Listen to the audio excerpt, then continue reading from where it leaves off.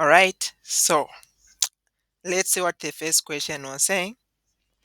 The first question is saying we the diagnosis, or the first question was us talking about spastic quadriplegia and the hypoxic ischemic encephalopathy. So I don't know how they phrased the question, but it was about a spastic quadriplegia and the hypoxic ischemic encephalopathy. Now, for us to understand, if they gave us a question to do with quadriplegia, which is of course a type of cerebral palsy, and the hypoxic ischemic encephalopathy, we need to understand what these guys are. So let's start with quadriplegia. Anyone that can just mention anything that they know about quadriplegia, just anything. Anyone? Just anything, and then we take it from there.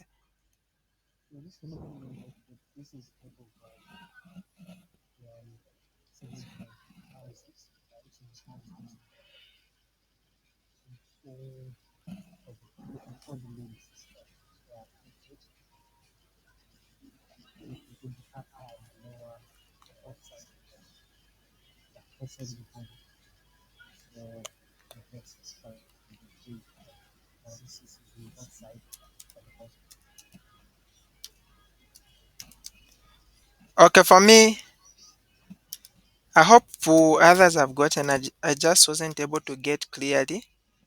Yeah. Thank you so much, Doc. Anyone else that also wants to add on?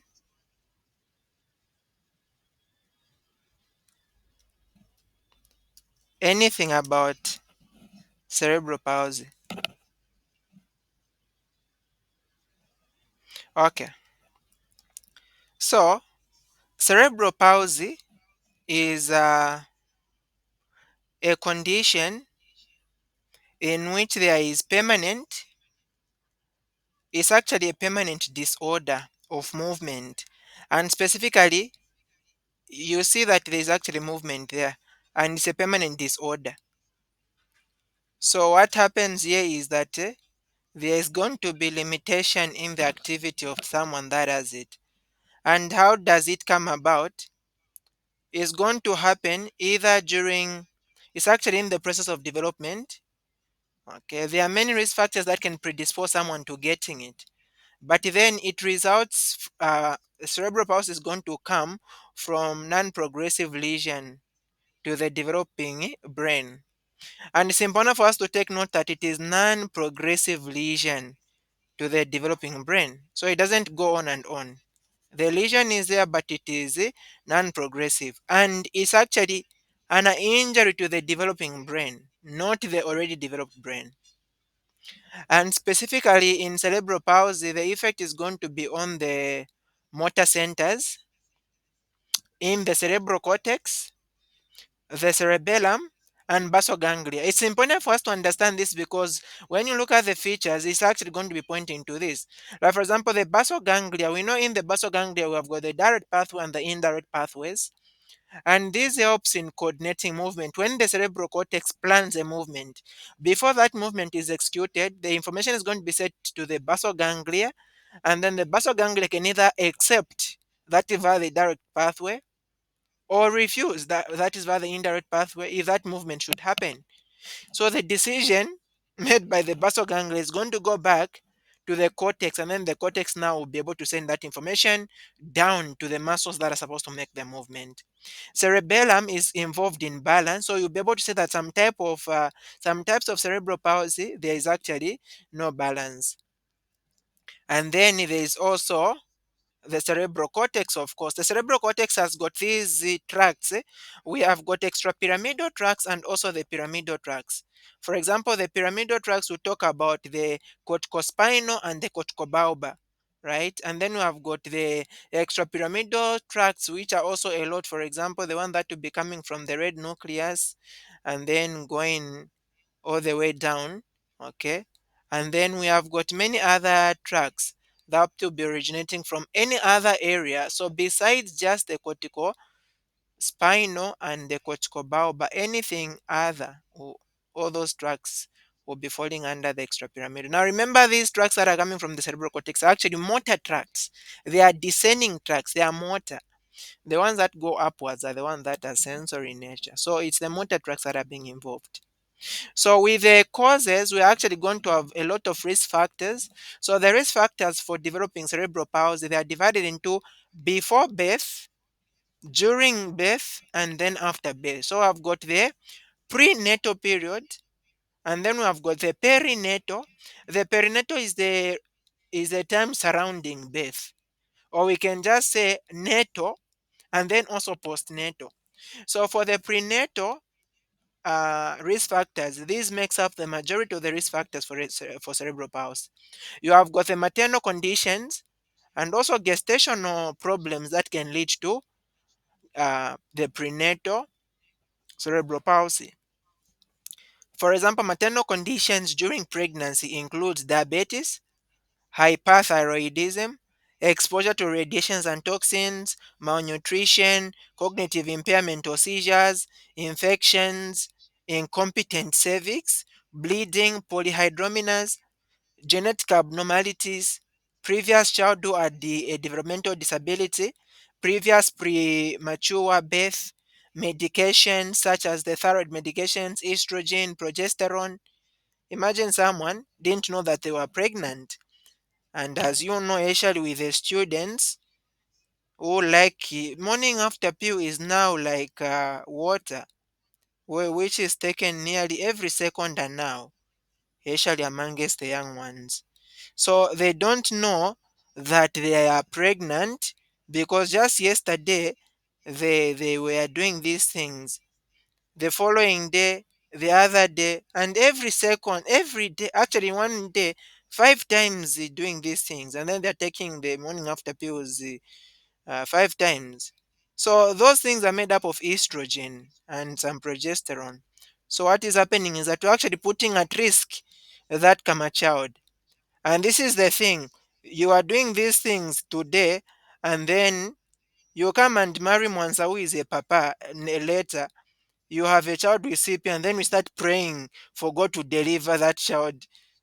It's oh, that's why some prayers are not answered. So please don't do these things, okay? Yeah. And then there's also severe proteinuria.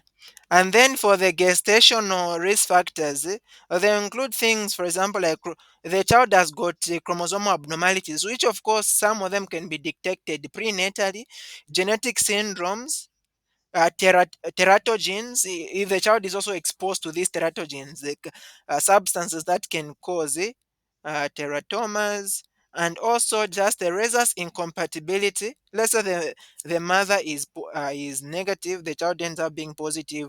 Congenital malformations also, okay. Down syndrome will also predispose someone to congenital malformations. Let's say, for example, the congenital heart defects, fetal developmental abnormalities, problems in the placenta function. Okay, things like inflammatory responses, fetal asphyxia. Now, asphyxia is we can also put hypoxic ischemic encephalopathy.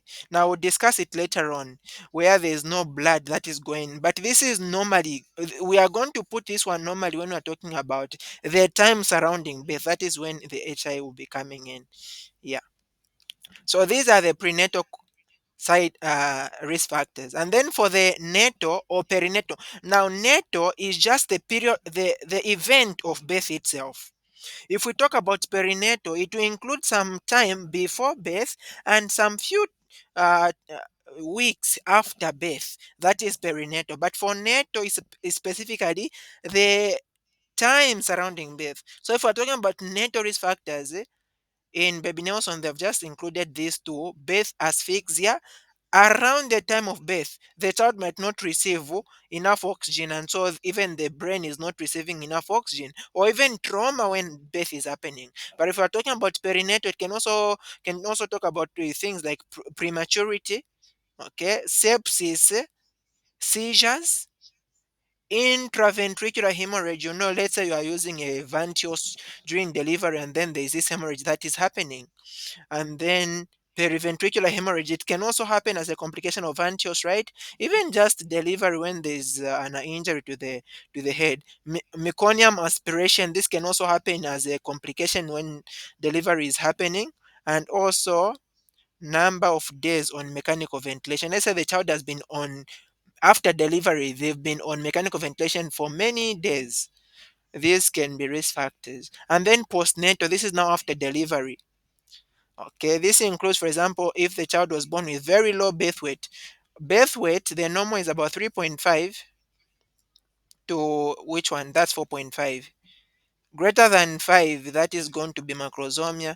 Less than 3.5, that is going to be underweight. But specifically, if you are less than 1.5, that is going to be extremely underweight. So if a child is born like that and then with intracranial hemorrhage, that will predispose them to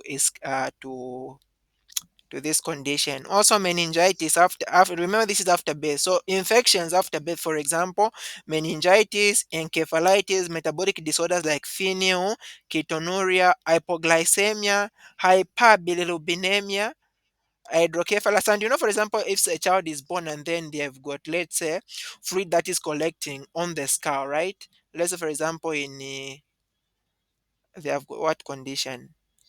Let's say the caput succedaneum, or just a condition where fluid is collecting, blood specifically is collecting just below, just on top of the skull, and then below the scalp. What happens that when that blood is being broken down, it will actually lead to bilirubin being released. Okay, so there will be hyperbilirubinemia. And then hydrocephalus, stroke, and also traumatic brain injury. All this can actually predispose someone to having cerebral palsy. Now, majority of the cases of cerebral palsy will be because the risk factors which cause cerebral palsy, majority of them are prenatal, before even birth. When we talk about hypoxic ischemic encephalopathy, just a brain injury that results from lack of oxygen or blood flow to the brain. And of course, the causes can also be a lot. You can also divide, like, for example, what can cause no blood going to the brain. Let's say, for example, during pregnancy, there can be a lot of issues during pregnancy that can make little blood to go to the brain, and that results in ischemia. Let's say, for example, during pregnancy, you can have issues with the blood flow to the placenta. If there's any problem with the placenta, preeclampsia, maternal infections, or even fetal anemia, heart diseases, even during pregnancy. Let's say, for example, if someone has got uh, the umbilical cord, let's say it ends up tying around itself, right? Like it forms a knot. So that is a problem because blood will not be able to reach to the child. That is a risk factor. So umbilical cord problems like cord compression, cord prolapse, the knotting of the cord, even just placental abruptio, right? If imagine the placenta is detached, what is going to happen is that blood is not going to be going to the child.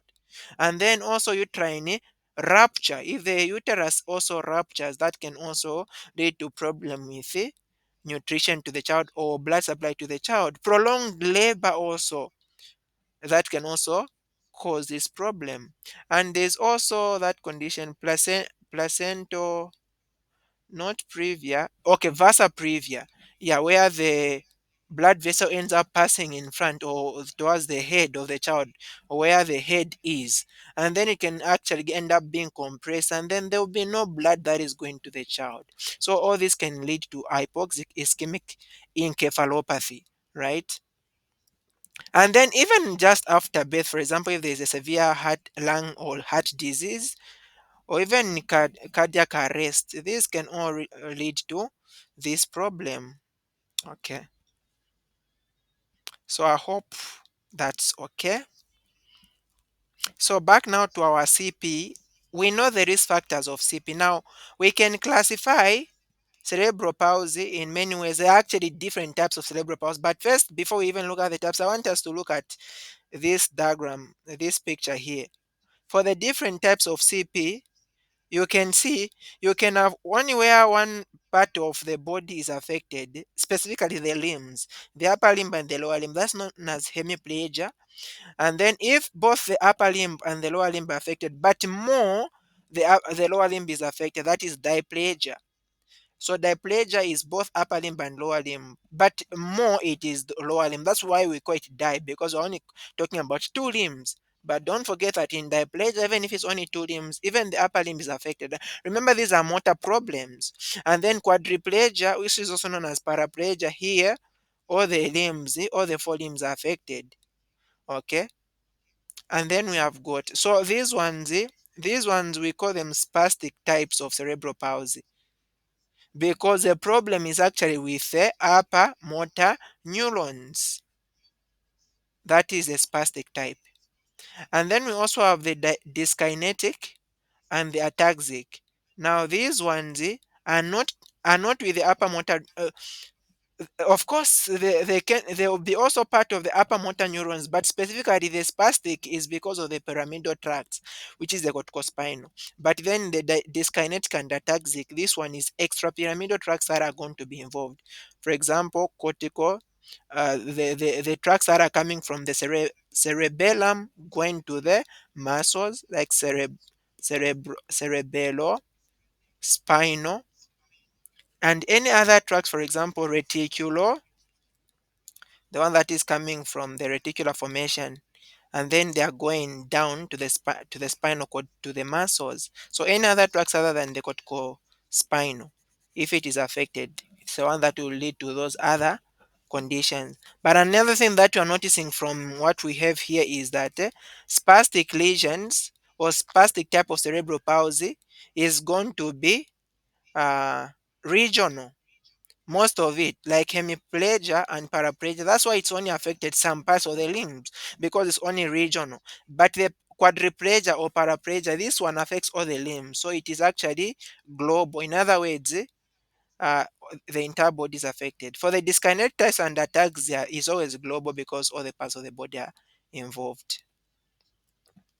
So with these types, the way we classify CP, we are going to classify it depending on the topography, okay, like the distribution of the motor defect. So here, this is where we have got a spastic type. As we have said, the spastic is because of an injury on the pyramidal tract, specifically the upper motor neuron lesion. So because it's upper motor neuron lesion, what do we expect? There's going to be the signs of upper motor neuron lesion. For example, there's going to be these reflexes which are going to be high. For example, hyperreflexia, hypertonia, the Babinski sign, clonus is also going to be there. That is in the spastic type. The spastic type is actually the commonest type of cerebral palsy. And for this one, uh, you now divide it into different types. You have got monoplegia, where only one limb is affected, hemiplegia, one side of the body, and then diplegia, only uh, two extremities, specifically if it's the lower limbs, specifically the lower limbs. But remember, in diplegia, even the upper limbs are affected, just that the lower limbs are more affected. And then you have got a paraplegia. These ones, it's pure. The pure, so the, okay, let's first talk of the quadriplegia. The quadriplegia, this one, you have got all the four limbs being affected. Now, if we say paraplegia, this is pure cerebral paraplegia of the lower extremities. But we actually put this one also as part of the quadri, affecting all the limbs. Yeah. But paraplegia is going to be specifically when we are talking about the lower limbs. It's actually together with the diplegia. I think I was just confusing it. The quadriplegia is supposed to be tetra because it's all the four limbs. Quadri, four, tetra, four. And then the di is the same as para. Now, what is important here to note is, look at the way this patient is.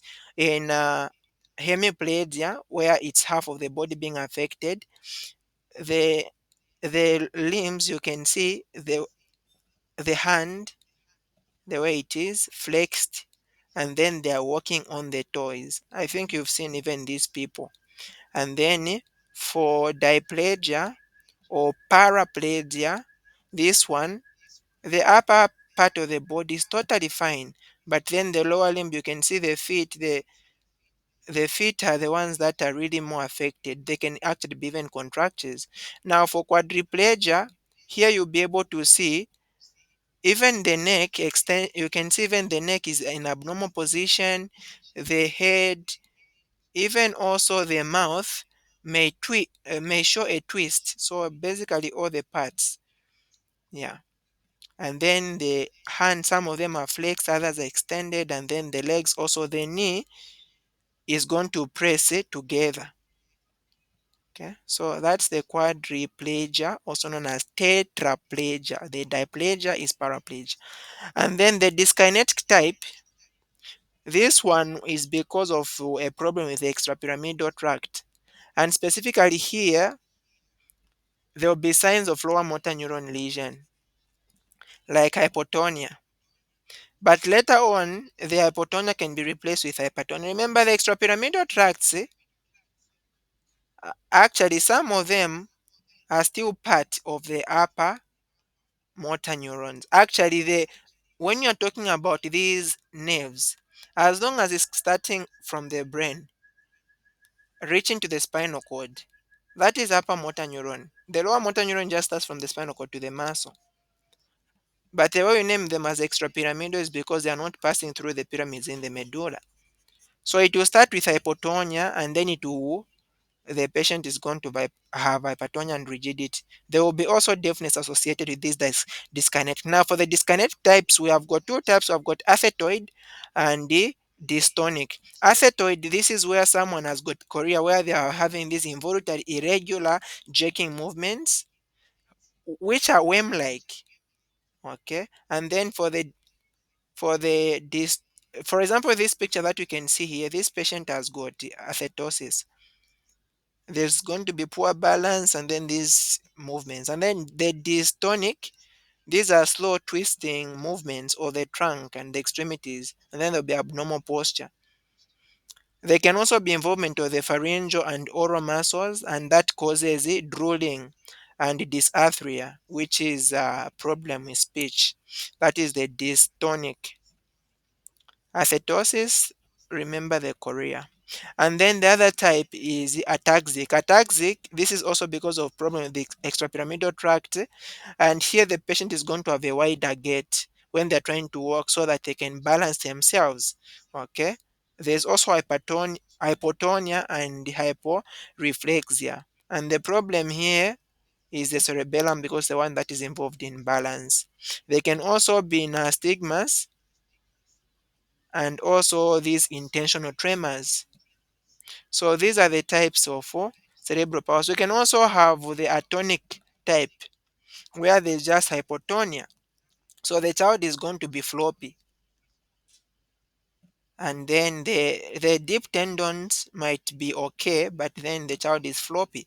And for someone that is floppy, they are likely to fall in front when someone has got it. So this is just symptoms of lower motor neuron lesion. So that is basically about the types of CP. When you are talking about the first one we talked about is classification depending on the topography, and then we mentioned also the other types, ataxia, atonic. So for the diagnosis, you do it clinically. You can also do by looking at the signs and symptoms, the risk factors, and then there are also investigations like CT and MRI that can be done to detect the cause. For example, the brain malformation or the spinal cord lesion, and maybe to rule out a tumor maybe in the brain. Another thing that you want to do is screen for touch infections because this can actually they can cause problems, especially when we're talking about prenatal, right? Which you can screen prenatally. And then genetic evaluation, maybe they have got genetic problems, chromosome abnormalities, even metabolic screen. So for the treatment for CP is multidisciplinary. You want to deal with many things because remember there are different aspects that are involved. So you need a team, for example, physicians from different specialties, occupational, the physical therapists, the ones that will be helping in speech, social workers, educators, developmental psychologists, and such. And then those that are going to assist in feeding, defecation, vision, and hearing, walking, people that will assist in that. Of course, you can, for the other complications, you can as well use some drugs. If they're having these spastic movements, you can give antispastic drugs, for example, diazepam. Yeah. So that is that. The surgery can also be done in case of this is if there is marked spasticity of the lower limb. So surgical soft tissue procedures can be done to reduce the muscle spasms. Is there anything that we can add on besides this on CP that we think is important? So if they describe a scenario, we should be able to tell that this is CP and what type of CP it is. Is it spastic? Is it dyskinetic? Is it ataxic? Is it atonic? And how are we going to tell? By looking at the features. And if we say it is spastic type, we can as well deduce what type of spastic CP is it. Is it monoplegic, paraplegic? Is it quadriplegic? Okay, or hemiplegic? By looking at which area specifically is being involved. And then the other part of the question that came was talking about, so the diagnosis was Down syndrome with acute gastroenteritis. So here, what I just want us to review is Down syndrome and also acute gastroenteritis. Let's start with AGE. Now, AGE is it's a gastroenteritis. Enteritis meaning there's an inflammation, isn't it, in the GIT, and this one is acute. So the infection itself is going to be gotten either fecal orally when you get to ingest contaminated food or water. And in AGE can be classified because it will be classified depending with how many motions. The main features of acute gastroenteritis is going to be the diarrhea and of course the vomiting, and it's a problem. This is a big problem because in AGE you are losing fluid both from the diarrhea and from the vomiting. That's why children with AGE are likely going to have dehydration, and that causes death if it's not treated well. So if someone is having 4 to 6, a child is having 4 to 6 motions per day, that would be mild. 6 to 10 motions per day, that is moderate. And then more than 10 motions per day of diarrhea, that is severe acute gastroenteritis. Now, the causes of AGE can either be viral, bacterial, or parasitic, and majority of them being viral. And of the viral, the most important being the rotavirus. Okay, we have got other viruses, for example, the Norwalk virus, adenovirus. This can also cause AG, but rota, don't forget. So, meaning that if a child, you're suspecting that this child has got AG, or maybe they're having this vomiting diarrhea, you should be able to look at their vaccination schedule. Are they fully vaccinated against rota? And when is the vaccination for rota? Anyone? When do you expect someone to be vaccinated against rota?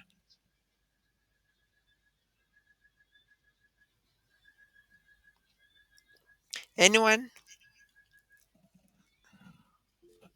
Okay, thank you so much. So you expect them to be vaccinated at 6 weeks and then 4 weeks later. So in case they are not vaccinated at 6 weeks, if they have been vaccinated, the first time they're vaccinated, they should also be vaccinated 4 weeks later, but it should be at 6 and then 4 weeks later, which is at 10 weeks. So those two doses.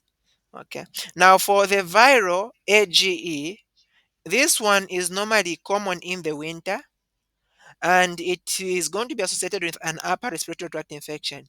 The thing is that when you look at these viruses, they also cause respiratory tract infections. Okay, some respiratory viruses actually also fall into the enteric viruses, so that's why they can also have these features of respiratory symptoms. For example, they are going to have rhinorrhea, a running nose, they are going to have this cough, okay, and then they will have the AGE. And normally for viral AGE, they are going they they are going to be pyrexic sometimes. But now, most of the times, the temperature is usually less than 38.5, unless the bacterial, that's the one where the temperature is elevated. And the diarrhea in viral AGE is normally mild to moderate. And it will be transient, 5 to 7 days, and then it will be gone. And normally, this kind of diarrhea is watery and odorless. For the bacterial one, it's no more in the summer, and the temperature is high, greater than 38.5, and the associated features for you to tell how at least, of course, you've not yet done investigations, but just a presentation should help you to tell if this is viral or bacterial AGE. Here is going to be associated with cramping abdominal pain, and depending with how the diarrhea is, you can even deduce what kind of pathogens you suspect if it is bacterial uh, gastroenteritis. For bloody diarrhea, it can be caused by things like salmonella, Shigella, specifically the Shigella dysentery type 1. You have got the enterohemorrhagic E. coli and the enteroinvasive E. coli. The enterohemorrhagic is also known as the Shiga toxin producing E. coli, also known as the O57H7. Okay. And then you also have Campylobacter jejuni. This one normally starts as watery diarrhea and then it becomes blood. But with the classification, normally it's put under bloody diarrhea. And then we have got the watery diarrhea. Remember, we have got five strains of the E. coli. Two will cause blood, enteroinvasive and enterohemorrhagic. The three will cause watery, enteropathogenic, enterotoxigenic, enteroaggregative E. coli. And then we have got Vibrio cholerae serotype 01. Okay, those will cause watery diarrhea. The protozoa, mostly Giardia lambia and Entamoeba histolytica. If it is Giardia that is causing the AGE, it will be watery and offensive with no fever. If it is Entamoeba, it will be bloody. Remember, Entamoeba is also one of the causes of dysentery, okay, which is bloody diarrhea.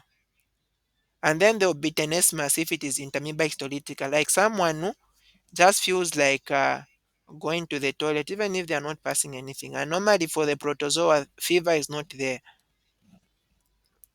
Now, the complications of gastroenteritis, there are a lot. The first one we should think of is dehydration, because you are losing a lot of fluid, both from the diarrhea and the vomiting. And then there also be shock. So if someone has got shock, what type of shock do you expect in AGE, specifically the hypovolemic? Now, if it's a bacteria that is causing the problem, especially the gram negatives, they can also be septic shock. And then someone that has got shock, clinically, how are they going to present? If they have got reduced peripheral perfusion, like blood is not reaching to the peripheries, there will be a skin mottling, capillary refill time, which is more than 2 seconds, and then the cold extremities. If blood is not going to the vital organs, to the brain, they will present with lethargy. To the kidneys, there will be oliguria. And then if of course, just in the system, there is little fluid, there will be hypotension and this rapid thread pulse.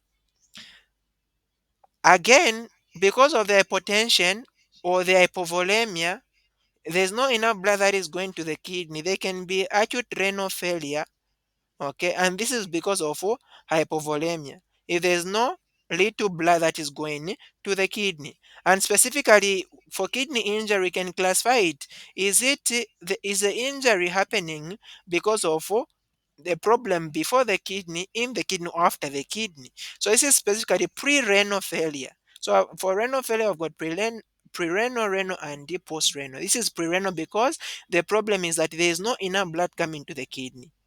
Okay, so if this pre-renal failure is not treated, it can actually lead to renal failure. And so the problem starts pre-renal, but later on, the kidney becomes injured, and so there will be tubular necrosis. And the features what we're going to see will be this oliguria or even anuria, and then acidotic breathing, because the kidney now cannot remove the protons from the body. Okay, so the protons end up accumulating in the body, and so the respiratory system will try to compensate by removing the carbon dioxide. So there will be that acidotic breathing, which is a rapid deep breathing, so that you can remove a lot of carbon dioxide from the body. So because of what I've just said, because of this kidney injury, there can actually be metabolic acidosis. So that is a complication. And how is the metabolic acidosis going to present?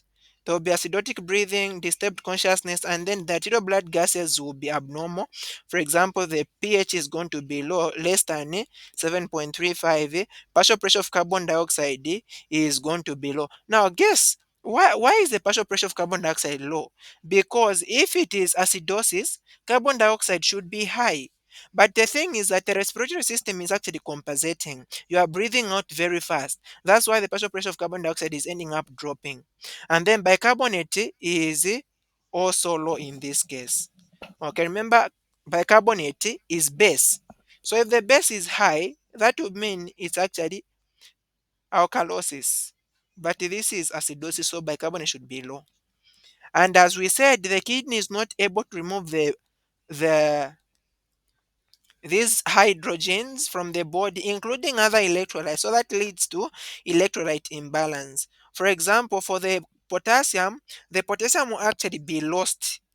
Okay, so the potassium is going to be lost, so there's going to be hypokalemia less than 3.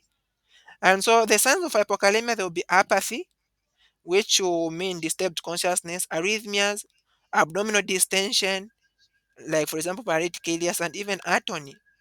And then they can also be hypocalcemia. Please take note. For the electrolyte imbalance happening here, most of them is hypokalemia, hypocalcemia. If you have got low calcium, there will be tetany and convulsions. Even also the sodium. Now, sodium can either be low or high.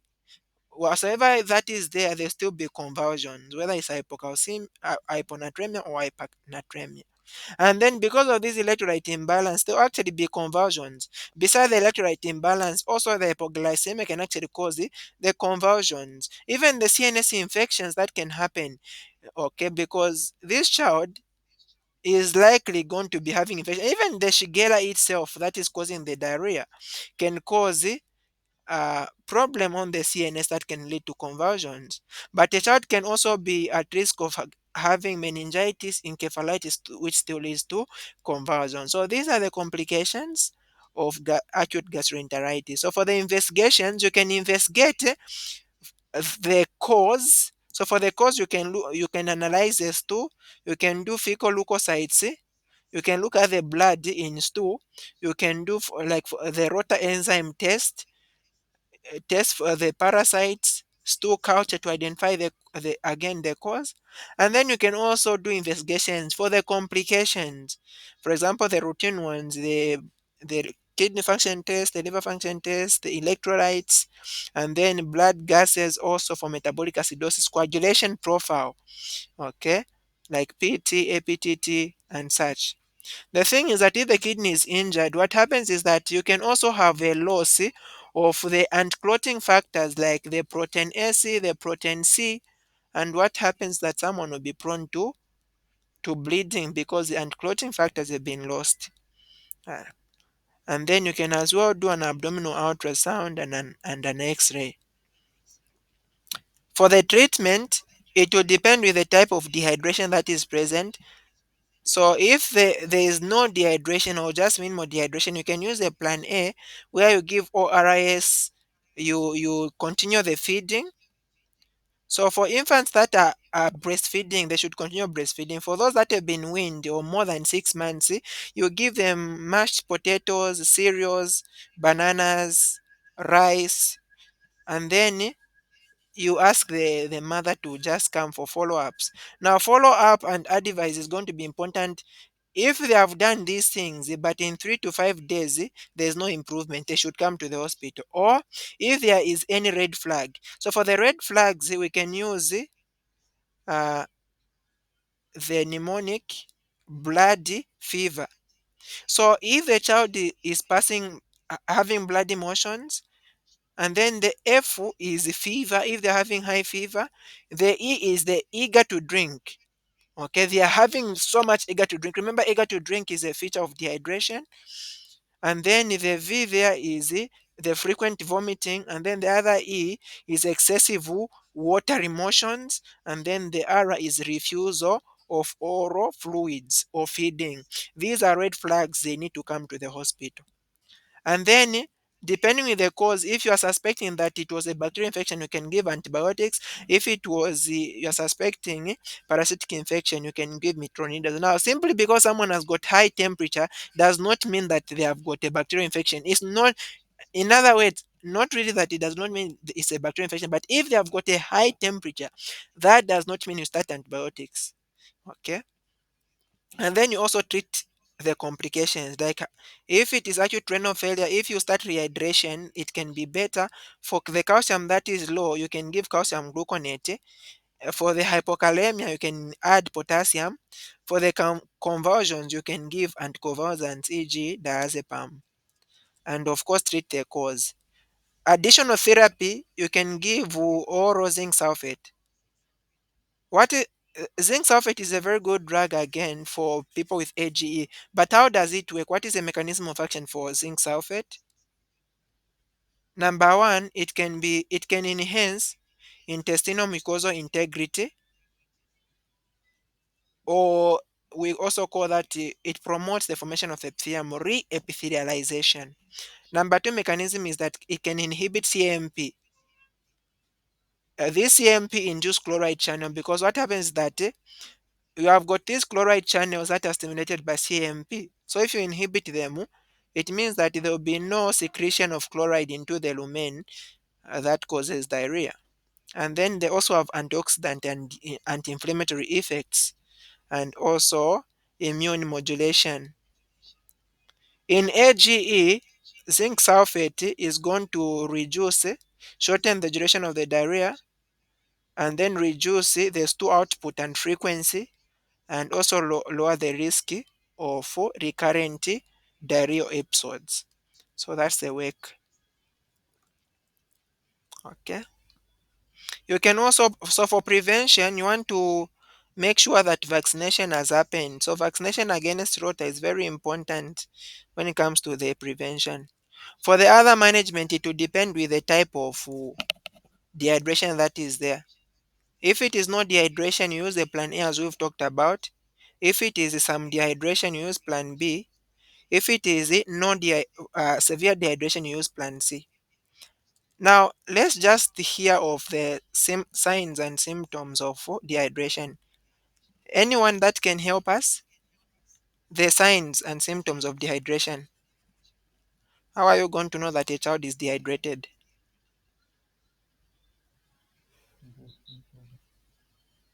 Sorry?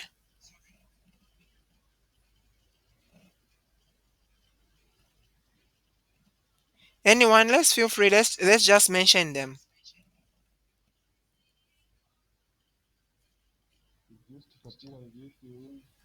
Okay, thank you so much for the capillary refill time.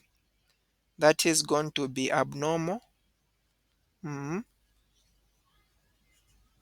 So the capillary refill time is going to be more than 2 seconds. Anything more? The skin tagger, thank you so much. Anything else?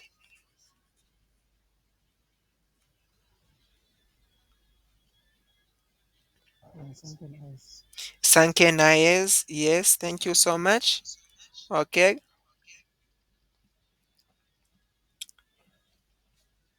Okay, so our doc has just mentioned that capillary refill time is actually a sign of shock. Thank you so much, doc. Not really the dehydration itself, but the shock. Okay. Any other sign of dehydration?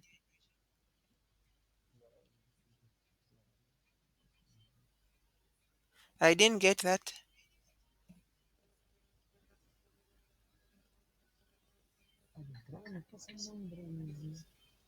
Okay, the dry mucous membranes. If the child is crying, they are not producing tears. They have got the eagerness to drink water. Okay, and then the what do you call those things they dress children, so which are going to be dry. The diapers, the diapers are going to be dry, meaning that the urine output is decreased. Okay. And then when you look at the anterior fontanelle, what's the difference when you look at the fontanelle in if there's increase in intracranial pressure and in dehydration? How do you describe them? The fontanelles.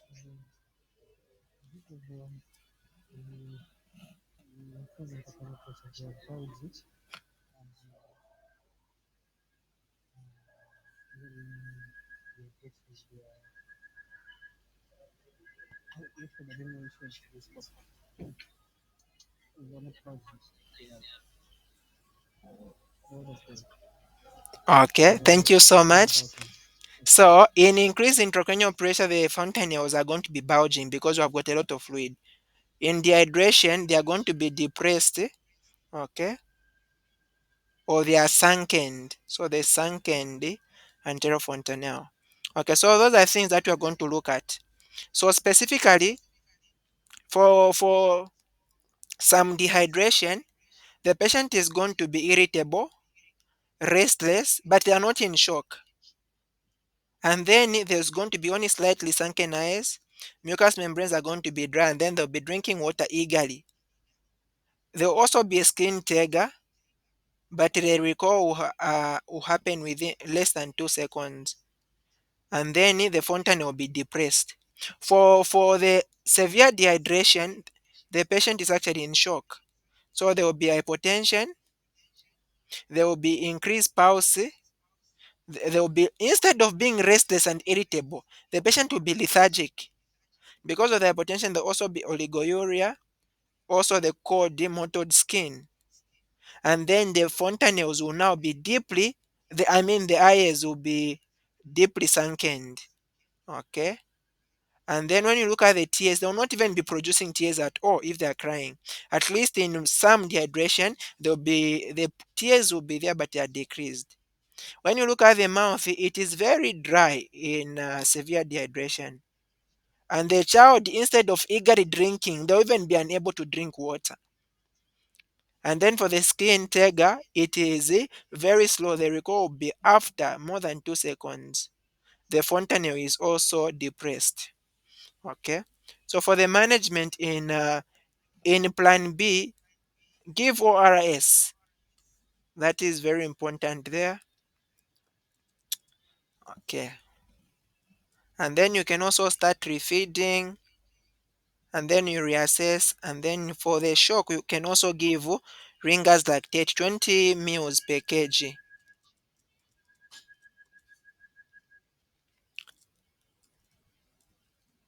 Okay, so that is basically on the AGE. That's what is important, I think, for us to take note of for now. Is there anything that we think we should include on AGE that we've not talked about? I think if a question on AGE comes, we can quickly answer, isn't it? So the classification of severity, the causes of AGE, the complications of AGE, the management of AGE. So these are the important things that we should make sure that we take note of. And then, so the patient that was given for this question had AGE and Down syndrome. So Down syndrome is trisomy 21. Instead of having just XY or XX, they have got XX. So they have got three chromosomes at number 21. 21 is the sex chromosome, isn't it? So there are three chromosomes there. And most of the times, it's because of non-disjunction. Sometimes it can be because of translocation or mosaicism, but most of the times it's non-disjunction during gametogenesis. For the clinical picture, for someone that has got Down syndrome, they are going to have delayed mental milestones. So that causes mental retardation. If the milestone, let's say for example, at 5 years, you're supposed to be doing this, but then the patient is not able to do that at that particular age. And then even the motor milestones will be delayed. For example, they can have hypotonia, which can later go into hyper flexible joints. When you look at the head is going to be having specific features for you to tell that someone has got Down syndrome. For example, the head is going to be small, microcephaly, and then there also be brachycephaly, and then the nose is going to be small, the bridge is going to be depressed. When you look at the mouth is usually small, with the tongue being very big inside. What do they call that? Macroglossia should be something like that. Okay. And then there will be delayed teething. Like the age at which the child has teeth is way delayed. For the fontanelle is also going to be large, the anterior fontanelle. The posterior fontanelle is also going to be wide. The air is going to be fine and silky, is fine silky. The ears are low set. Like when you look at the bridge here, it's not in line with the ears. The ears are way down. And then the child will also have what is called hypertelorism. What is this hypertelorism? It's just where you have got a wide space between those parts of the body that are paired. For example, the eyes are so spaced. There's a very wide space here. That is hypertelorism. And then there's also the epicanthophode.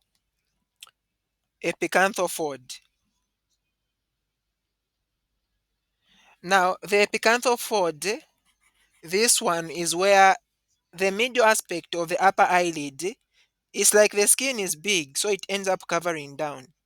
Okay, so that's another thing to take note. Okay, just an important comment that I've seen from the chat when we are talking about also the plans for the percentage, I think we'll be able to mention it. The plan A, the plan B, and plus C. I'm just seeing in the comment section.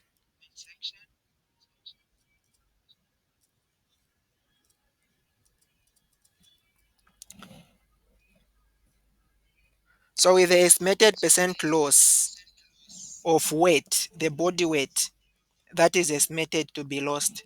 So you have got 5%, 10%, and then more than 10%. So you have got, if someone has lost the weight just up to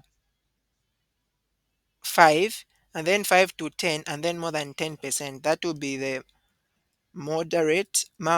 We don't say moderate, not dehydration, the severe dehydration, and some dehydration. So again, when you look at the eyes, they are slanting upwards. Okay. And then you also have symptoms or features on the abdomen. So on the abdomen, the child can have an umbilical hernia if they have got Down syndrome. And then it will be distended. And then there is what is known as visceral ptosis. This is where the abdominal organs are down, are weighed down in the abdomen. And then on the genitalia, what happens here is that they are going to have small genitals, hypogonadism, and then the testes are usually undescended. On the hands, you'll be able to see only one palmar crease, that is known as a simian crease, which is transverse. And then the hands are going to be short and broad. And then there's clinodactyly. What is this clinodactyly? It's where you have got the small, this kama pinky finger. It is incaved. It's actually, you, instead of you having, remember the fingers besides the thumb. You have got the distal, middle, and proximal phalanges, but then the middle one is not there. So the middle phalanx is not there. So you only have the distal and the proximal. That is the clinodactyly. That will also be present. On the feet, there's going to also be a leading crease, which is also known as ape crease, and then there's going to be a big space, a wide gap between the first and second toes. Now, there are other comorbidities that are systemic when it comes to Down syndrome. For example, there will be immunodeficiency that predisposes the patient to more infections, like otitis media. On the nervous system, there will be mental retardation, and then there can as well be nystagmus, cataracts, strabismus, autism, and frontoaxial instability. And then on the heart, there will be endocardial quiescent defect. Specifically, please take note of this one, atrioventricular septal defect. Actually, we can even prophesy this one to come in the MCQ. Okay, it will come. And then we have got,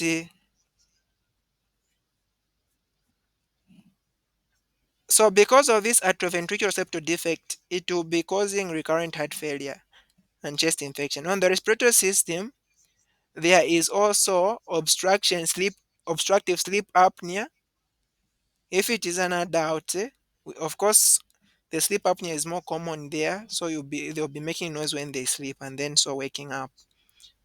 And then there can also be renal abnormalities on the hematological system, can predispose someone to acute leukemias. And we know in children the most common is ALL, and it's actually 20 times more common. The leukemias are 20 times, the acute ones are more common 20 times in people with Down syndrome than those who don't have. And then autoimmune disorders can also be there. For example, hypothyroidism, diabetes, Addison's disease. Addison's is where I've got little cortisol and aldosterone. On the GIT, please don't forget this. There will be duodenal Hirschsprung's disease, and imperiforatanus.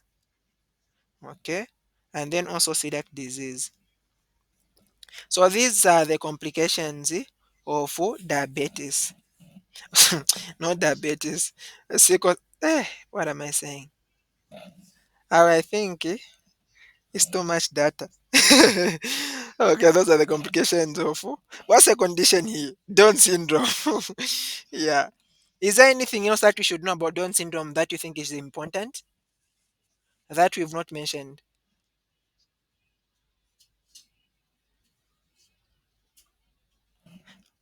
Anything? Okay, pretty. The other question was asked, was talking about a patient that had the. Okay, so the antenatal and postnatal diagnosis. Yeah. Okay. So we should know how to be able to diagnose a patient. And I've also seen how many of these features do we need to diagnose a condition. Anyone that has come across when it comes to the diagnosis of Down syndrome, how many features do you need to make a diagnosis?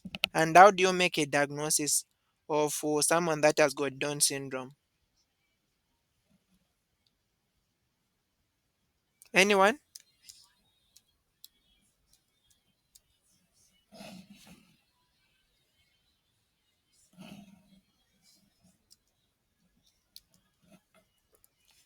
If you've come across it,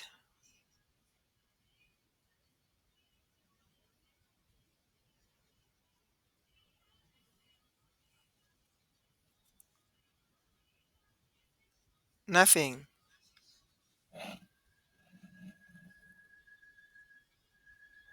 Okay. The one thing that I know when it comes to the diagnosis is the karyotyping, where you look at the chromosomes. In karyotyping, you are going to see the chromosomes, the way they align, the 23 pairs. And then when you look at the 21st pair, you discover you are having three chromosomes there instead of just one.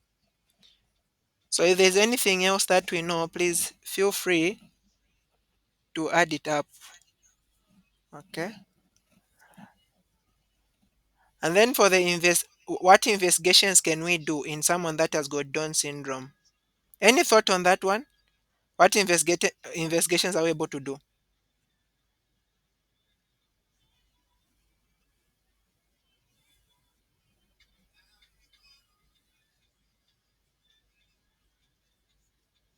Anyone?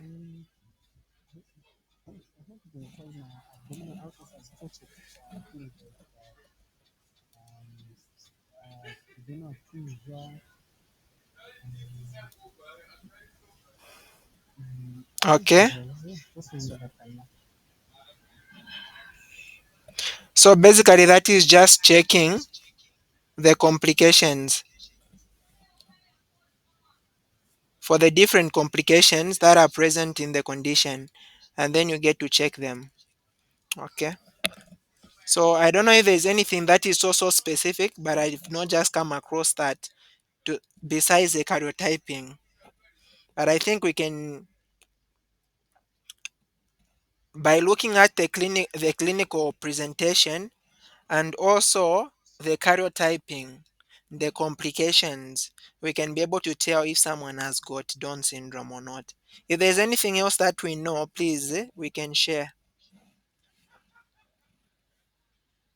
All right. So the other question was talking about cerebrovascular accident. This is stroke in a patient that has got sickle cell disease.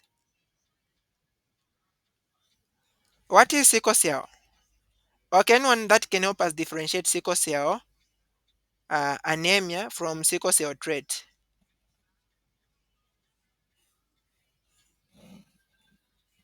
Anyone?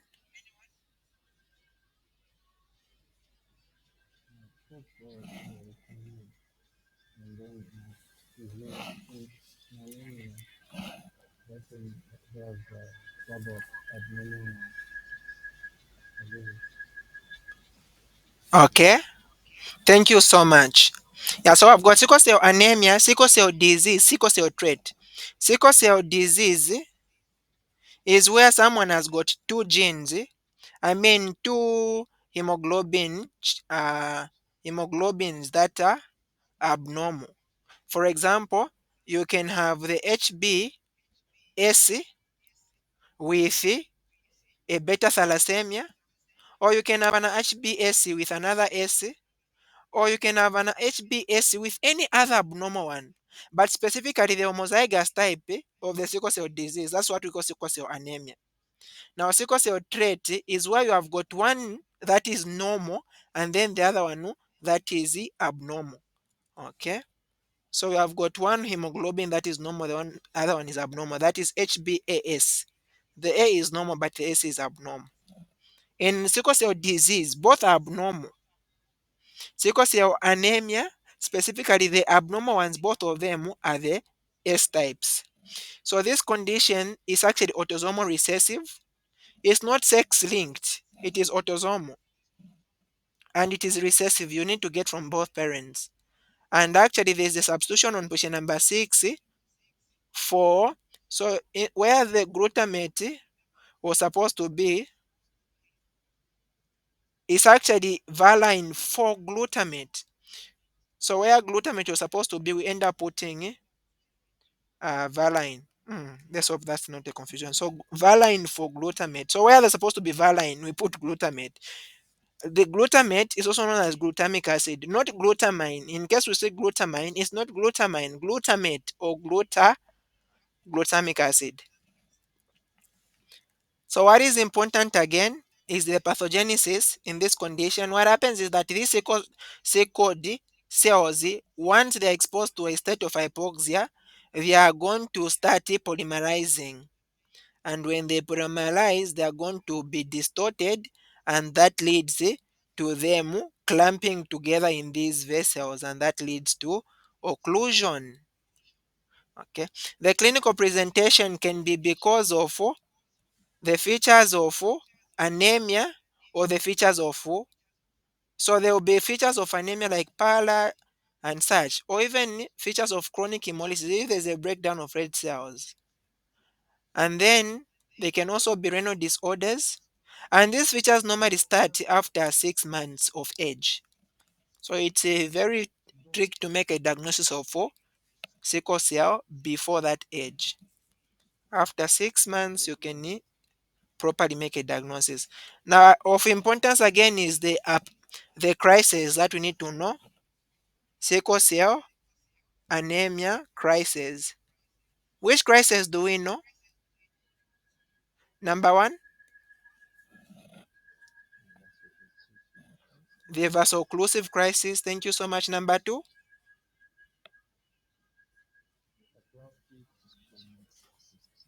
the aplastic. Okay. And then number three, I think they've mentioned the splenic sequestration. Any more?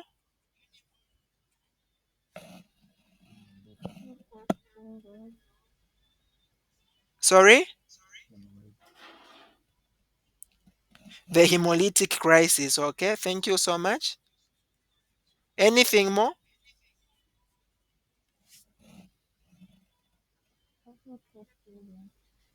The acute chest syndrome. Thank you so much. Acute chest syndrome. Any more?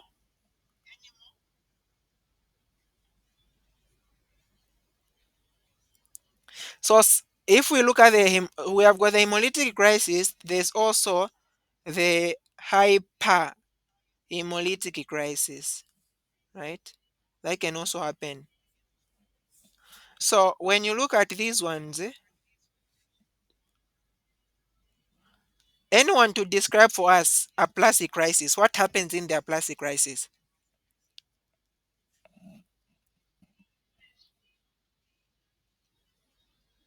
Anyone?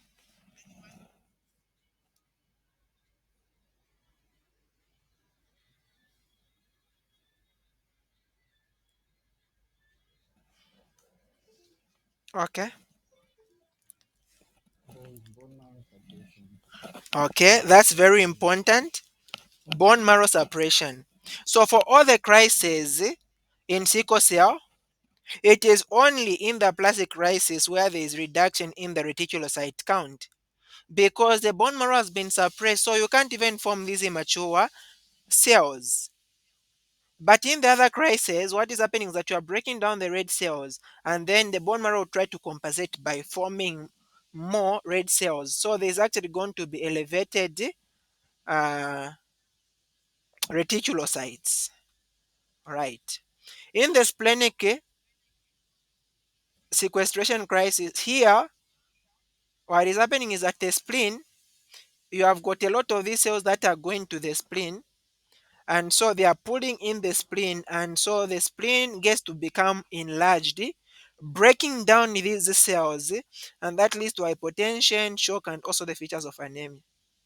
The hemolytic crisis is where there is just accelerated red blood cell destruction, and that causes jaundice, dark urine, and such.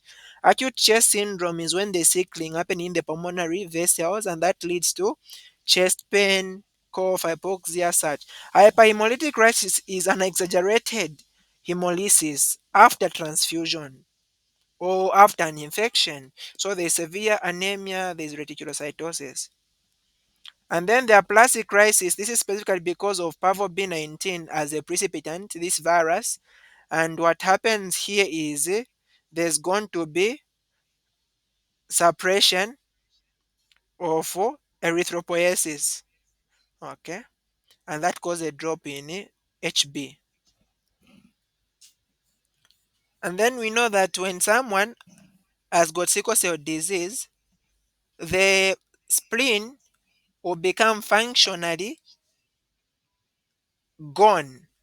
So there's functional asplinism, and that will make and actually the spleen becomes destroyed because of this. If there's a piling up of blood in the spleen ends up becoming destroyed, and the spleen is very important in protection against encapsulated organisms. So because of that, we are going to be prone to infections by encapsulated organisms like salmonella, Haemophilus influenza, Neisseria, things like Shigella, even strep, isn't it? Yeah. So we're likely going to be having these infections. So causing a lot of different diseases like meningitis, osteomyelitis, depending with which one.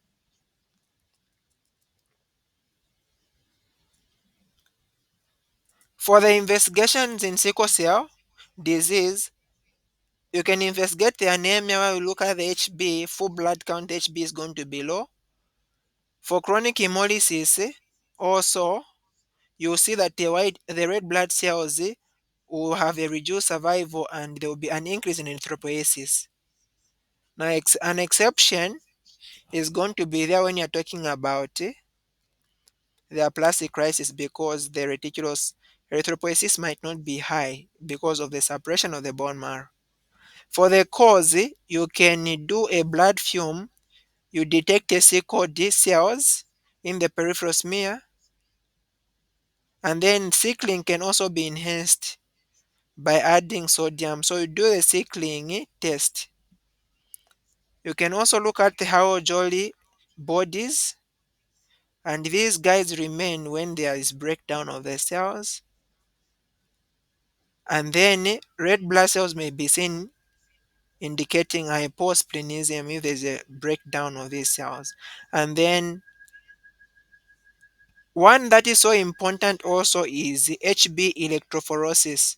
When you see that HbAc is high, like greater than at least 90%, with the fetal hemoglobin being less, that is going to tell us that this patient has actually sickle cell.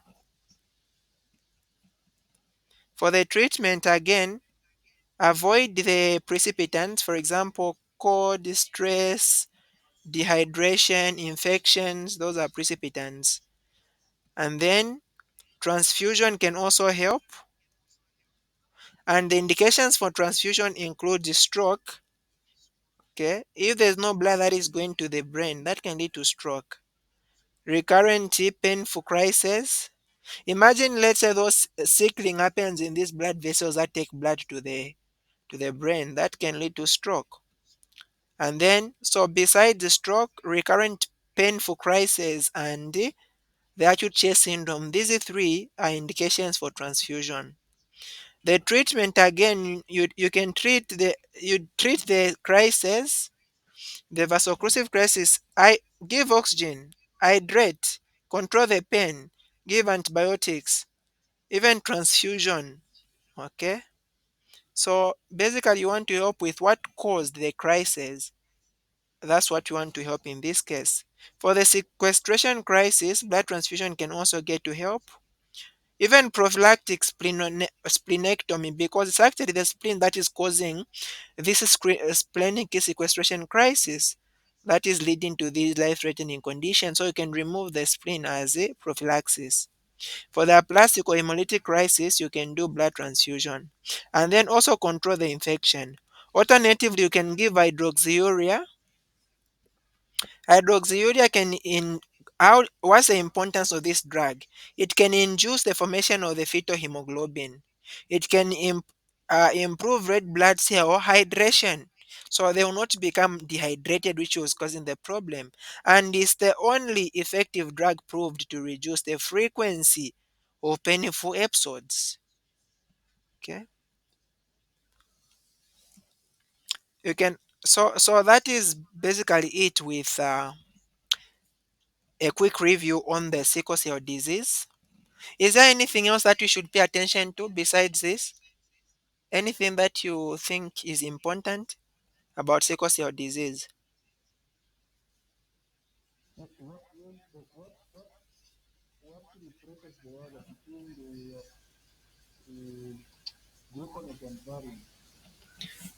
So it's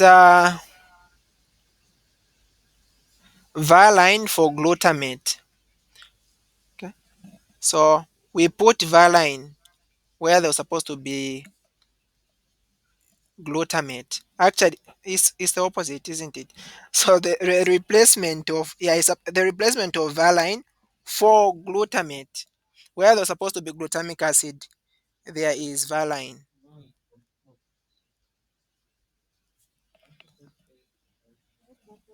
I hope I've not confused them. Now, it's supposed to be the opposite way, isn't it? Glutamic acid, no, it's supposed to be valine for glutamate. That's the correct one, yes. Valine for glutamate. I think it's just the English that I'm using, valine for glutamate.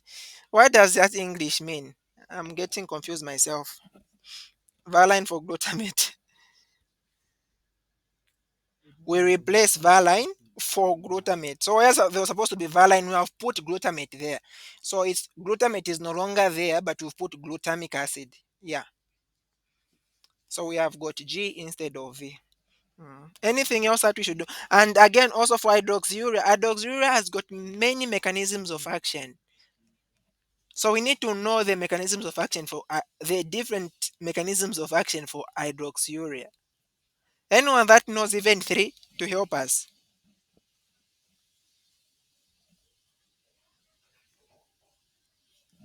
Besides inducing the synthesis of fetal hemoglobin.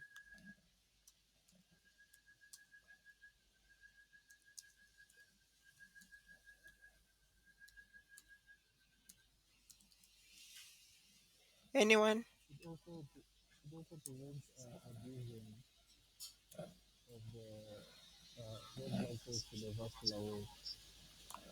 Okay, adhesion of red blood cell to the vascular wall. Thank you so much. Anything else? Yes, that's true. Also, rehydration of the red blood cells. Anything more?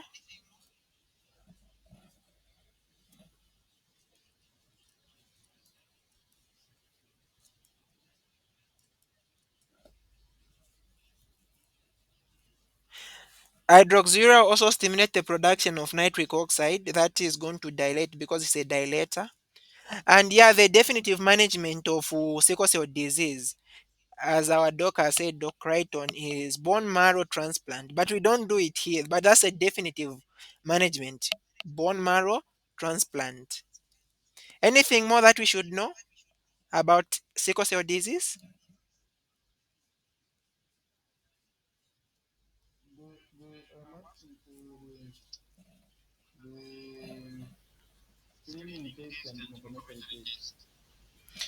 Okay. So the screening tests and confirmatory tests for sickle cell. Anyone that is aware of that? Screening and confirmatory tests?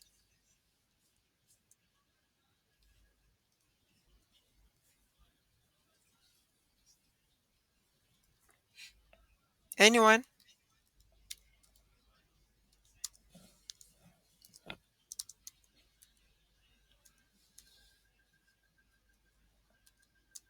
Or maybe you have got an idea so that we pick it from there.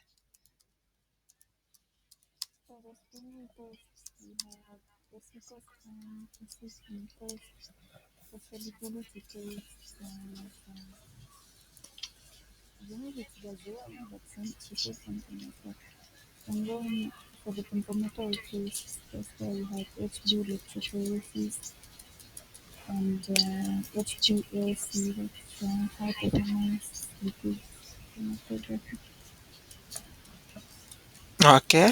Thank you so much. Any other addition from anyone?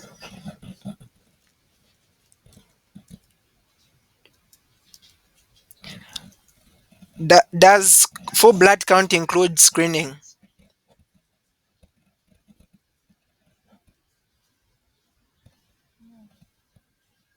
Sorry?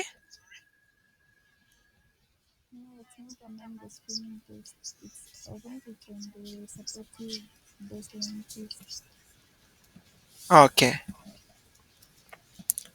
So the C-core solubility test is one of them for the screening, including what the good doc mentioned, and then confirmatory, as the doc mentioned, HB electrophoresis, and then the chromatography, high performance liquid chromatography.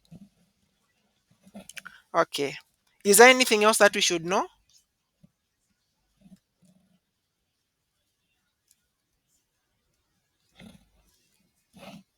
I think that's that, isn't it? Okay.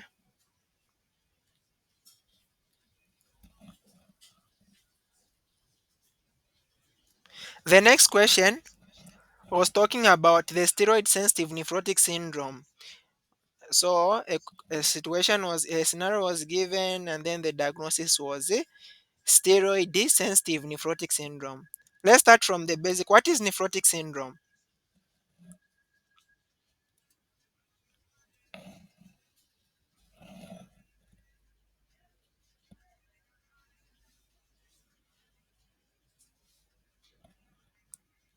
Anyone? Nephrotic syndrome is a condition in which there is dysfunctioning of the kidney, and specifically there's going to be a triad of these features that are so important to even differentiate it from nephrotic syndrome. Number one, there's going to be proteinuria. Okay. There's going to be hypoalbuminemia. There's going to be generalized edema. You are losing proteins in urine, and part of those proteins is actually albumin. So the albumin in blood will remain low. And then there's the edema because albumin is what keeps fluids within the vessels. Are you still able to see my screen? Okay. So the albumin is what keeps fluids in blood. So if it is lost, it means that fluid will start seeping out and that causes edema. Another important thing is that in nephrotic syndrome, there's actually a lot of lipids, hyperlipidemia, which is, and these features you use them to differentiate from nephritic syndrome. The causes of nephrotic syndrome, number one, can be majority of the times is idiopathic. And then the histological types of nephrotic syndrome includes the minimal change disease, which is majority of the times you're going to have this minimal change disease, and then focal segmental glomerulosclerosis, and then the membranous nephropathy. Another cause of nephrotic syndrome can be genetic. Okay, and then you have got secondary nephrotic syndrome. Secondary means it's because of other diseases. For example, if there is a glomerulonephritis with heavy proteinuria, like in someone that has got systemic lupus, infections like hepatitis B and C, HIV, malaria, syphilis, toxo, this can cause nephrotic syndrome. Allergies like bee stings, drugs also like gold salts, interferons, the NSAIDs, even other diseases like sickle cell disease, amyloidosis, thrombosis of renal veins, even tumors like the Hodgkin's lymphoma and leukemias, those can cause nephrotic syndrome. The clinical picture of nephrotic syndrome is common more in girls, twice. Actually, it's more common in boys, two times in comparison to boys. And the peak age for the minimal change in nephrotic syndrome is 2 to 7 years. The initial episode and relapse is going to follow an upper respiratory tract infection. So the features, we are going to have generalized edema here, which normally starts would to start as morning periorbital puffness, and then as the day goes, it will end up going to the limbs, to the genitals, to the abdomen, and then there will be stretched skin and the skin breaks. So the edema is very soft and it is pitting. Ascites and pleural effusion will also be there, and the respiratory distress can as well be there. This edema can as well happen, causing respiratory symptoms. You can see that it also goes to the genitals as time is going on, but it starts on the eyes and progressing. The gastrointestinal mucosa can also become edematous, so someone is going to have anorexia, abdominal pain, and diarrhea. And then there can also be hypertension in 5 to 10% of patients. Now, remember the problem here is that someone is losing what? They are losing water. So you normally expect to find hypotension in nephrotic syndrome because you are losing water, but hypertension can as well be there. The complications of nephrotic syndrome includes hypovolemia because you are losing fluid, and this is precipitated by sepsis, diarrhea, and then you can also have acute renal failure or the nephrotic crisis. What will precipitate the renal failure, acute renal failure, is severe hypovolemia, which there's going to be reduction in renal blood flow. So this is pre-renal failure actually, just like what happens in AGE. There can also be renal vein thrombosis. Now think of it, why is the thrombosis happening? If there's renal failure that is happened, someone can end up losing the anti-clotting factors. right? So the platelets are going to be a lot, and then they can be clotting because what is supposed to counter their effect is not there. They can also be this intravascular thrombosis. What happens that the same hypovolemia, because you are losing fluids in edema and such, you are losing fluid, but the cells are remaining. Those cells that remain will become more concentrated. So there is a hemoconcentration. And because of the hemoconcentration, that causes stasis. And we know stasis is one of the components that causes clotting to happen. So the platelets are going to have an increased chance to adhere to each other. Okay. And we also mentioned that there will be loss of proteins, specifically antithrombin 3 protein C, protein S will be lost because there's actually loss of protein in nephrotic syndrome. And these guys are anti-clotting factors. So it means that the clotting ones are the ones that are more. Okay. Now the thrombosis, the common sites where the thrombosis can happen includes the cerebrocortical veins, the renal veins, and also deep venous thrombosis. Another complication in nephrotic syndrome is going to be infections, and this is precipitated by loss. Remember, proteins are being lost in urine, including also other proteins are the antibodies. The antibodies will be lost, and that will predispose someone to infections. So, infections, for example, like the urinary tract infections, pneumonia, cellulitis, and sepsis. Nephrotic syndrome can also relapse. So frequent relapse in nephrotic syndrome can happen, and this is where relapse is 4 or more times within 12 months. So for the relapse, there is the recurrent recurrence of significant proteinuria, where you have got for more than 3 consecutive days. Okay, that's recurrence. And then the frequently relapsing nephrotic syndrome is where the relapse is 4 or more within 12 months. That one is frequent. Let's say you have got nephrotic syndrome in the same month, they get to be sick or it relapses 4 times. That is frequent. Then there's the steroid dependent nephrotic syndrome. This is the nephrotic syndrome that relapses during steroid tapering or immediate. So this is, I'll differentiate them. There are three we need to know: the steroid sensitive, steroid dependent, steroid resistant. Another complication is in resistance is going to be chronic renal failure. If someone is resistant, and it's more common in non, the one that is not a minimal change. So for the investigations that we do in someone that has got nephrotic syndrome, for the diagnosis you can do urinalysis where we're going to find a lot of proteins greater than 40, and then the color is going to be yellow and it is frothy.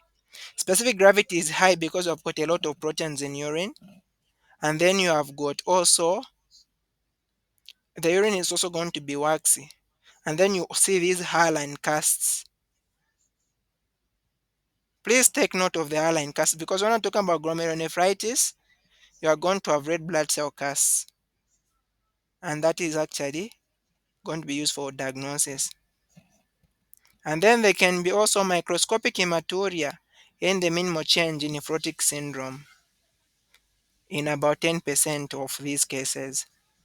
For the biochemical test, serum albumin is going to be less than 2.5. The norm is less than the norm.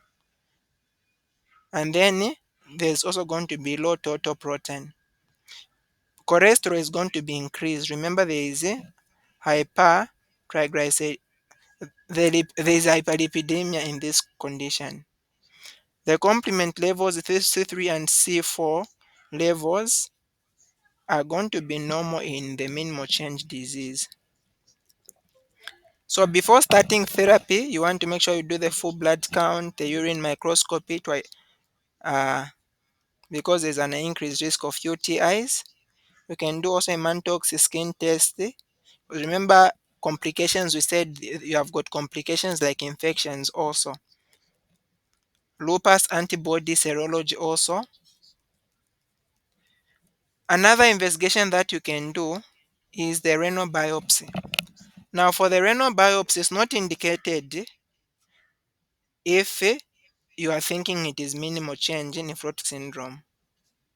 The indications you have got before treatment, if the age is less than 1 or after 12 years, that's an indication for renal biopsy, or if there's gross hematuria or renal failure, or if you have got low C3, because you said that C3 and C4 are normally normal. And then after treatment, if you find that there's actually steroid resistance, nephrotic syndrome, or even frequent relapsing more than 4 times in a month, you can do a renal biopsy in that case. So when you're talking about this, for the steroid sensitive nephrotic syndrome, this one is where there's complete remission of proteinuria within 4 weeks of starting standard steroid therapy. Okay. And the most common cause here is the minimal change in nephrotic syndrome. For the steroid dependent, here 2 consecutive relapses are going to occur while the patient is on alternative day steroid therapy or within 14 days of stopping steroids. Like the patient is being treated, okay, and then they have got 2 consecutive relapses. That is a steroid dependent. Or maybe you stop treatment, but within 14 days after stopping treatment, they get sick or they have got a relapse. That is steroid dependent. For the steroid resistant, is failure to achieve complete remission of the proteinuria even after 4 to 8 weeks of treatment. That is a steroid resistant. So after 4 weeks of treatment with the steroids, the proteinuria is still high. That is steroid resistant. But then you treated this patient, they were okay within 14 days. There's a relapse. That is steroid dependent. Okay. So for the treatment of this condition, you have got supportive where you replace the fluids, hypovolemia, avoid infections, avoid contact with infections. So give broad spectrum antibiotics. For the non-immune child, if exposed to varicella, they should receive the antibodies within 4 days after significant exposure. For children that have got edema, they should receive prophylaxis, penicillin V. And then they should also be vaccinated. For example, routine vaccine should be given during remission, like the pneumococcal, the influenza, they should be vaccinated against those.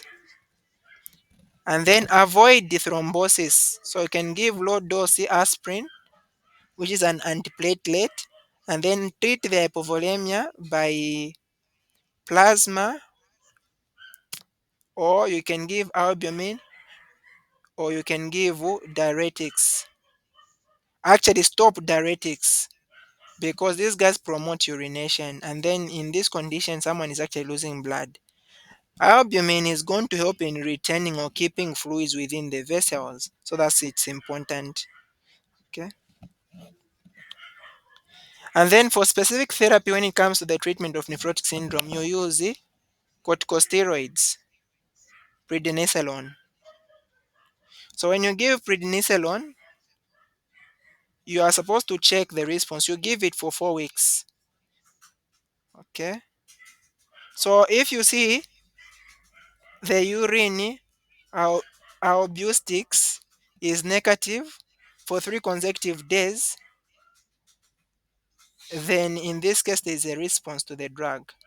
So just think of it, the albumin in the urine is not there for 3 consecutive days. Then it means that someone is responding to the drug. Or if the serum albumin is greater than or equal to 3.5, you're responding. But then no response means that the proteinuria is still there, 2 plus or more. Or the proteinuria persists after 8 weeks of steroid therapy, or after 4 weeks of steroid followed by 3 methylprednisolone pulses. So in this case, there is no response.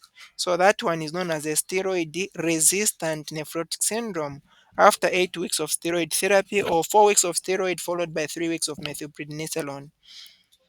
And then if remission is happened, that's steroid responsive nephrotic syndrome. So that is that. I think we've already mentioned that. Okay. Is there any additions on what you've mentioned?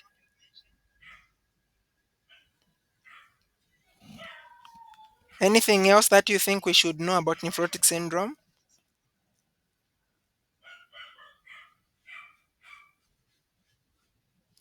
Now imagine someone has got this nephrotic syndrome that is resistant to steroids. Are you just going to let them? What are you going to do for them if they are resistant? So in such a case, methylprednisolone can help with the cyclophosphamide. Yeah. Though the recent guideline advising against this protocol. And then steroid pulse therapy, methylprednisolone and such. Kidney biopsy should also be done with genetic testing to avoid excessive glucocorticoid toxicity. Steroid sparing medication should also be used like cyclosporin, tacrolimus, and then antiproteinuric agents like ACE inhibitors. Supportive therapy can also be done like lipid lowering drugs, vitamin D, even renal transplantation in case of just resistance here. So those are some of the things. Okay. There was also a question on SAM with that was secondary to global developmental delay. Now, if we say global developmental delay, anyone who can help us, what do we mean? Global developmental delay.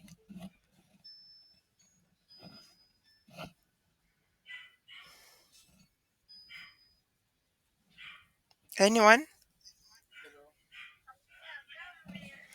What is global developmental delay? Okay.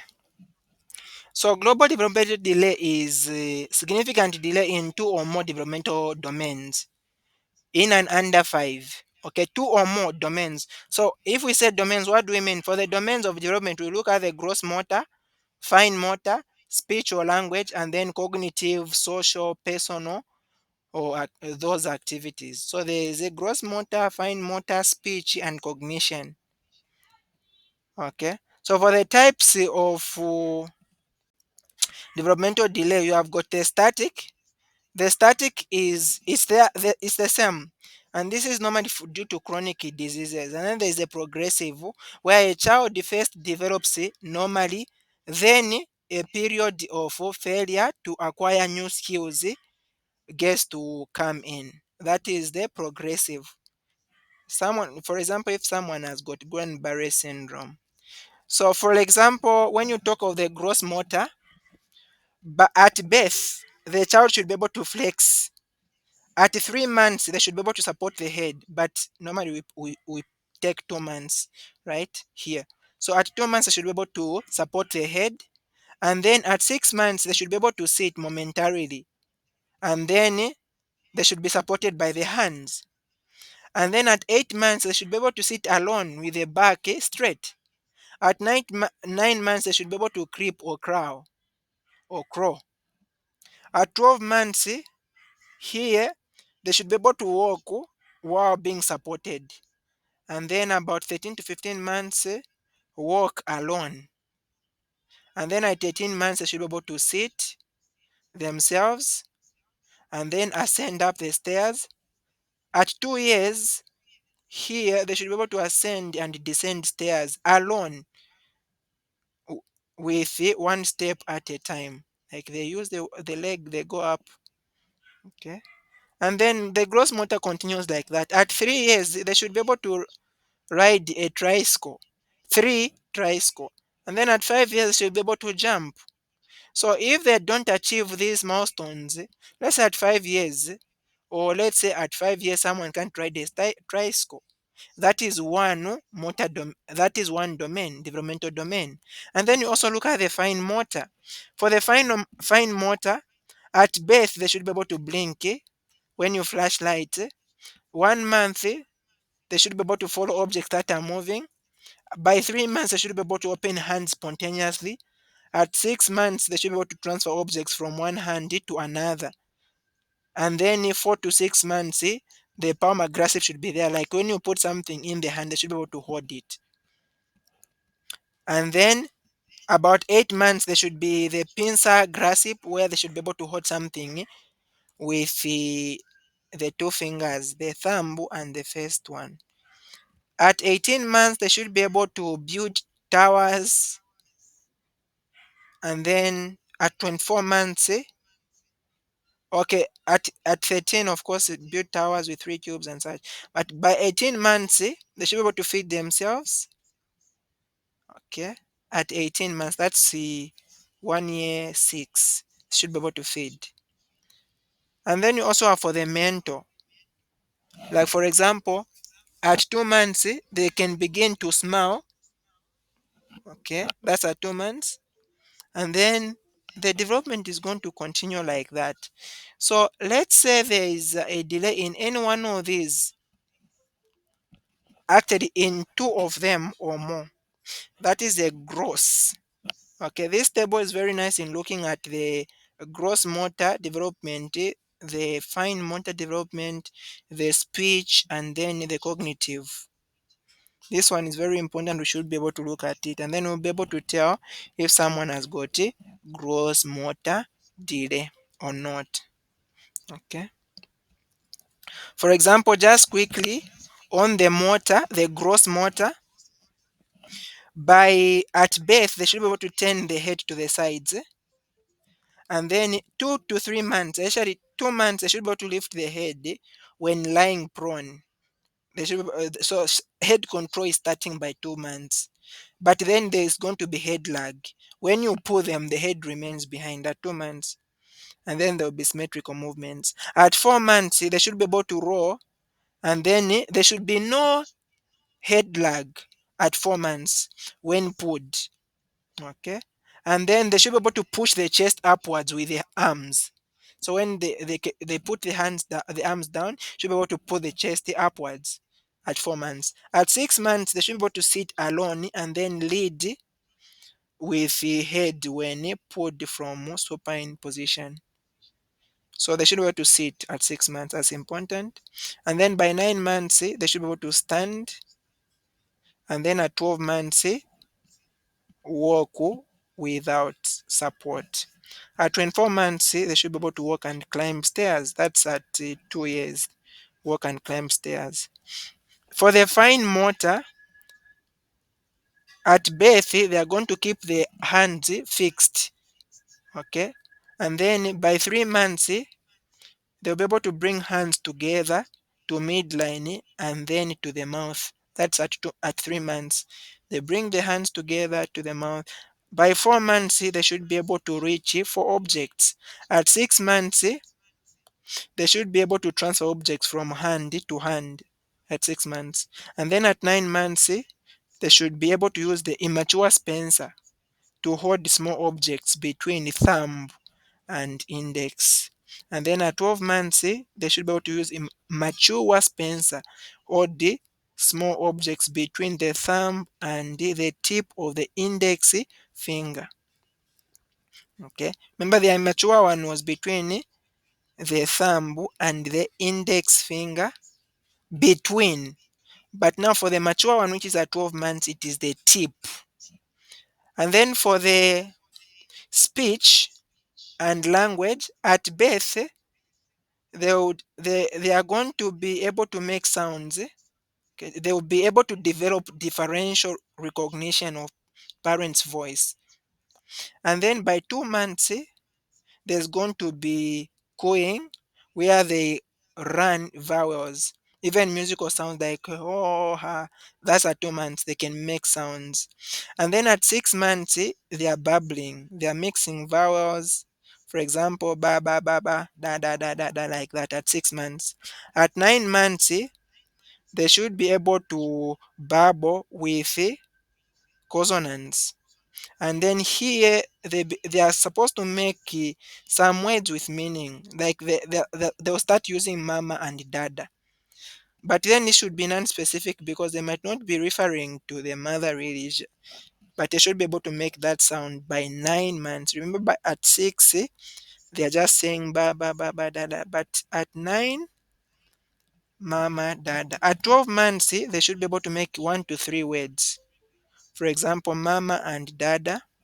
And this is going to be specific at 12 months. Then they are referring to a specific person. By 18 months, they should be able to make words, about 20 to 50 words. So 12 months, only 3 words. 18 months, a lot of words. Like they should be able to make sentences like 2 word phrase. Okay. I come, mama, I eat. 2 word phrases at 18 months. And then at 2 years, they should be able to make a sentence. For example, mommy come. This one makes more sense. Okay, because at 18 months they were beginning to use 2 word phrases, and then at 2 years they can now make those 2 word sentences properly. Mama come. By 3 years, 3 word sentences, and then more than 75 of the child's speech should be intelligent. So 3 years, 3 sentences.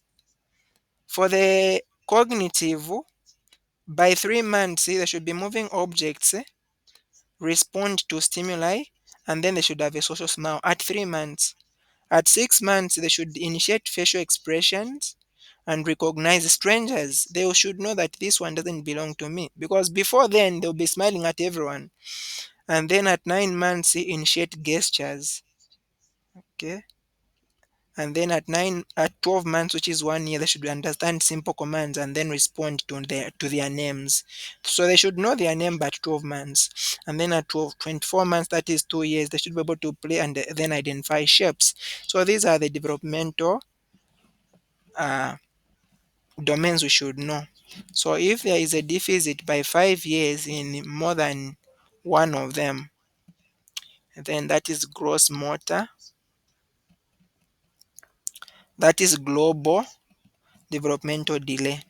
The other question that came was on the complications of severe anemia, and I've been mentioning this one a lot that we should go through it. Just quickly, on the complications of severe anemia. Number one, we can look cerebral malaria. So there's going to be altered consciousness. Now for the altered consciousness, we can look at the GCS. What value should it be less than? Or you can look at the Blantyre scale. GCS for the altered mental status should be less than what? For severe malaria. Anyone? Less than 7. And then for the Blantyre scale, less than 3. And then also if you have got repeated generalized convulsions, like 2 convulsions within 24 hours, that's a feature of severe uh, malaria. Also severe anemia, which is less than 5. And then please take note, less than 5. But you can even become more specific. I think they were mentioning to say you consider those that are less than 5 years, and then those that are more than 5 years. For the less than 5 years, it's the one you consider the less than, this is the less than 7, and then less than 5 years, less than 5. It's just more specific. I'm not too sure if that is the exact one or I'm mistaken, but we can check it out. But for now, we can just know that severe anemia, HB less than 5, and then renal failure where serum creatinine is greater than 3. Please take note of this one. Renal failure, serum creatinine greater than 3.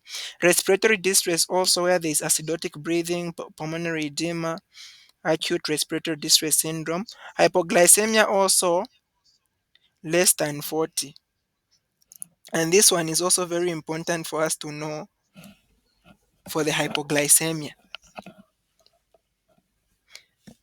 Now this 40 is we are using the milligrams. We can use